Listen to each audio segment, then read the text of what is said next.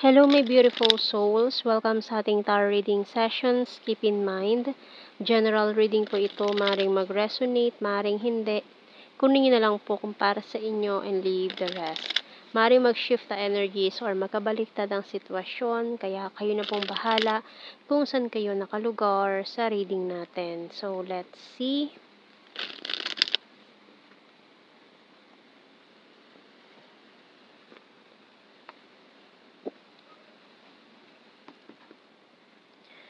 The Ace of Wands and the Sun. Wow! The happiest card in the deck. So, maaaring new, may fresh new energy tayo dito coming in. Ayan. An energy ng fire sign Leo. We also have here the Page of Cups. The Ten of Cups. Wow! Page of Pentacles. Uy! Three of Swords. Three of Wands, and Four of Swords. Okay. Kung ikaw ay galing sa isang failed relationship, ayan, with the Three of Swords, Three of Wands, Four of Swords energy. Broken-hearted, naghihintay ng new relationship, true love, yan, might be coming in, energy ng Leo, Cancer. Maring ito na yung taong ito na makakasama mo, makakatuwang mo, maging pwede makasama sa pagtanda. Ayan. So, if you're looking for true love, ang lakas ng energy ng fresh, new person na darating sa'yo. Lalo na kung ikaw ay galing sa isang failed relationship, long distance situation na hindi nag-work out, or maaaring maging long distance relationship ka muna nitong sa una, magiging long distance relationship kayo.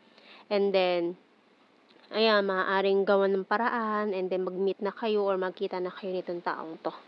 Maaaring doon mag-start long distance relationship or maaari naman na galing ka sa isang field na LDR. Ayan, so tingnan natin. Very promising tong energy na to. Meron tayong dalawang mensahero dito. So, maraming signs kang makikita about this person na magsasabi na this is the one. So, tingnan pa natin. Wow, telephone and the fish. So, big fish. Parang ang swerte-swerte naman. I-claim natin yan, ha? Ang ganda ng energy nito. Parang, ayan, 'di ba? Lagi sinasabi ng mga tao, maraming isda sa dagat. Kaya makakahuli ka na ng para sa'yo. Makakahuli ka na ng isda na para sa'yo. So, we also have here medication. And do sa mga nagmo-move on in the process of healing. We have here butterfly, money, and the rain card. So, yung bottom card natin dito, light bulb. So, fresh new nga ito. Fresh and new. Ayan. So, maaari makilala mo tong taong ito habang kayo nagsisenti dyan, nagmo-moments, ayan. Habang nagsisenti ka, biglang darating tong taong to, unexpectedly. Uy. So, tingnan natin. Darating tong taong to sa pinaka hindi mo inaasahang pagkakataon. Ayan. Maring habang nagsisenti ka dyan. Money is important. Oy, money. And 333. Lots of money. I want to see you this weekend. Oy, it's a surprise nga. Oh, surprise. And I want a family with you. I want commitment. I miss you so much. Powerful and discipline. Can I call you? Oy, maaari mag-start to as uso pa ba yun? Phone pal. Di ba? So, ayan mo rin sa messenger, ganyan, or wrong number.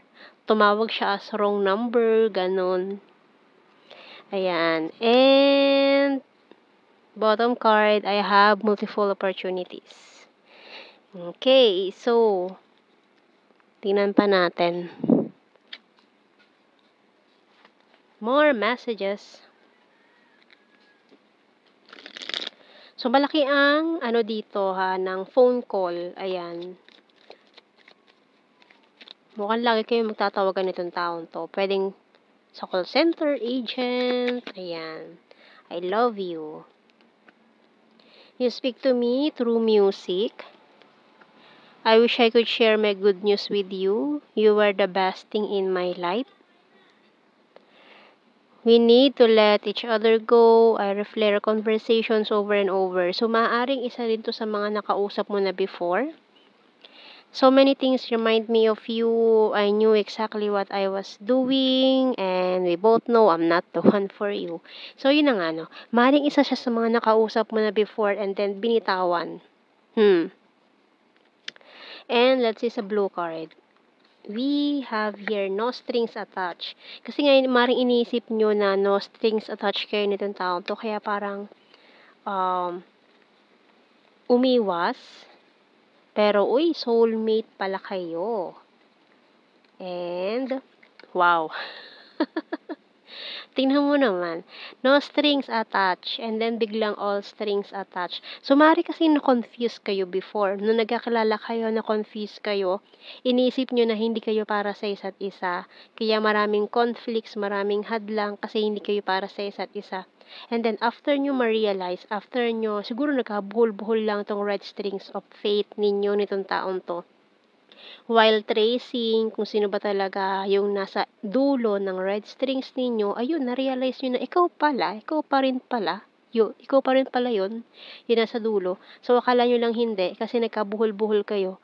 Kaya, ayan, nung nag-start kayo as no strings attached, kasi inisip nyo, hindi kayo yon. And then, eventually, after tracing the red strings of fate, all strings attached pala kayo. Wow. Diba? So, tingnan natin. Initials muna pala tayo. Kuha tayong initials. Letter P. C. V. E. Z. N. S. K. X. Letter U. Oops.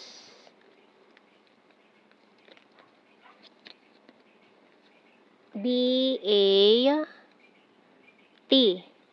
Bottom card. And let's see sa ating general signs and messages. South PH. Province. July. Gemini. Funny. Responsible. Talented. Number 10. Luzon. Creepy stalker. Intelligent. Number 7. Logical. Travel. Overthinker. May. Lake. December. Cold City. Very lucky. April. Vulnerable. Killer smile. Neighbor.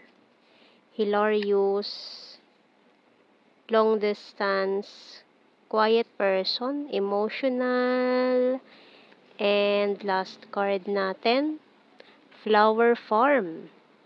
So, mga signs na lang po ito, hindi na po natin kailangan i-explain. So, yan ang ating reading, my beautiful souls. Thank you for watching. Take care and God bless. See you in our next reading, guys. Bye-bye.